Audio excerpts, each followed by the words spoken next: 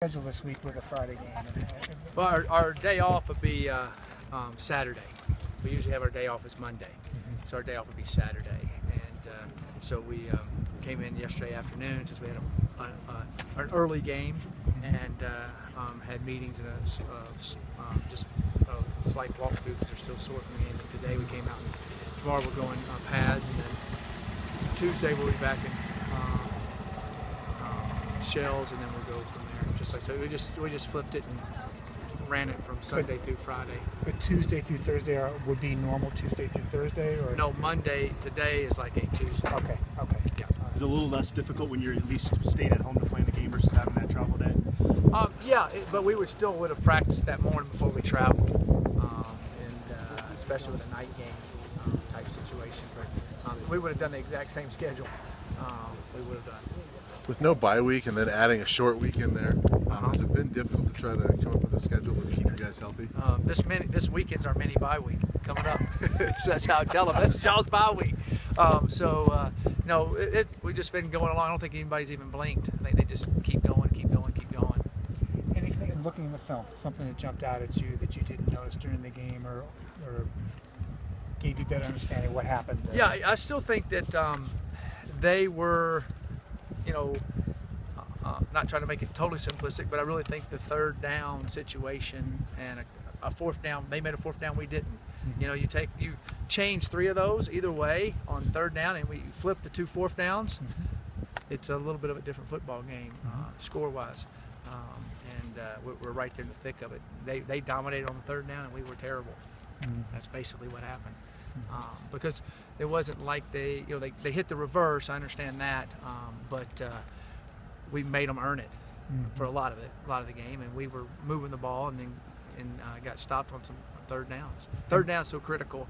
Everybody knows that, but it was such a drastic difference in the game that made it different. And that goal line situation too after the interception. Yeah, it was. Just bother you so much. Yeah, it was. They made a good play on the first one, and then we overthrew a pass. If he throws it right, we walk in. We walk in untouched. Mm-hmm.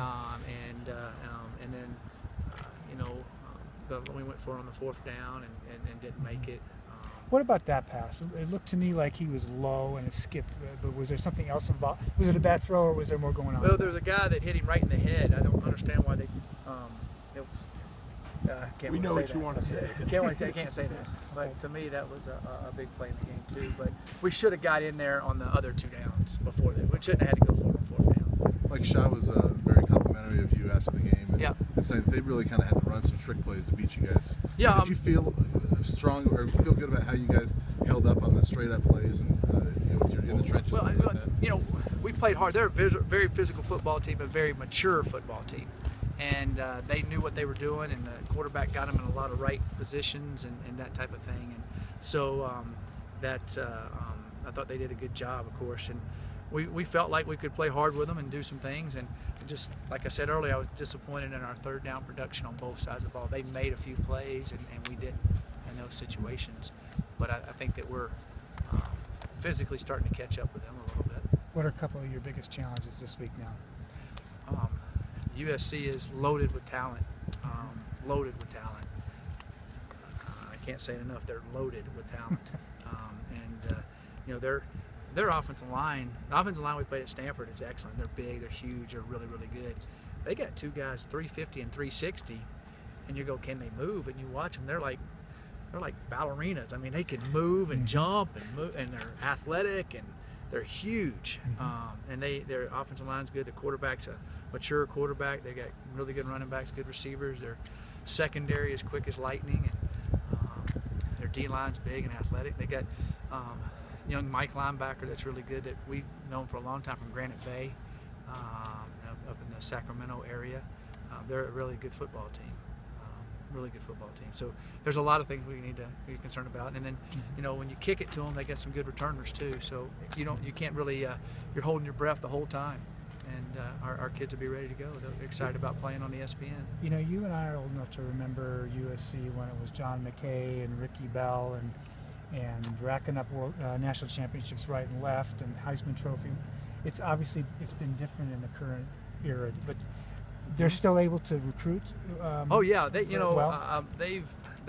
wasn't too long ago they were up for national champion Sure, after national champion. sure. Not that long ago. Right. You know, they just hadn't. You know, I was kind of laughing at it the other day. Not laughing, kind of felt. I don't know exactly what to say, but I've been here 2.5 years. They've had 4 head coaches. Right. So it's hard for them to have stability of having a great football team with that going on. They've got a lot of great football players. I know that. When fans see a team coming in from Southern California in November, they say, "Oh, let's hope it snows," or whatever. It's freezing. Do you ever look at it like that? I hope there's 25 inches of snow on the ground and negative wind chill and the wind's blowing sideways. That might calm down some of their skill guys. But no, you go play, you know it'll be a nice, pretty night for us, and it'll be a good game. Actually, it's supposed to be cold, I think, isn't it? The high is 39, I think. Yeah, it feels like it's -10, won't it? Did you get Ryan Moeller back this week? They're still. He's progressing. He's progressing. You know, he had the whiplash with his neck and all that stuff, so they're really being cautious there, which they should be. I want him back immediately, but we need to be very cautious on it. And I talked to his parents the other night, and we're just all hoping and praying that he can get back as quick as he can. So that's more of a neck issue rather than concussion. Right now, you know, his concussion systems have gone way down. But if you've ever had whiplash before, you know how that is, and that bothers other. It makes you have headaches too. So we're just being careful on all of that situation to make sure everything's exactly like it should be. Is John LaSalle kind of taking over that right tackle spot, or are you still tinkering with things over No, there? no, we'll still play Sam. John started last week, and we'll see how practice goes this week, who will start. But John has, to me, has really improved after his first game each week in practice, and in the next game he's played well. I think he's kind of getting his feet wet, and he's battling hard in there. And Jared, will he be back this week? Jared, will find out a little bit more today. His symptoms were good yesterday on the concussion symptoms. We'll find out how they put him through all the different protocol, and the trainers and the doctors they let me know. Are we And still so he's in that protocol deal. So he's low enough now that he can start doing all the testing and running and all that. So we'll see how he does with that. Are we still asking about Michael Atkins, or is Michael is going to run tomorrow. We'll see how he feels and runs, and go from there. Hamstrings are interesting deals. Thanks, Coach. Thanks. Thanks.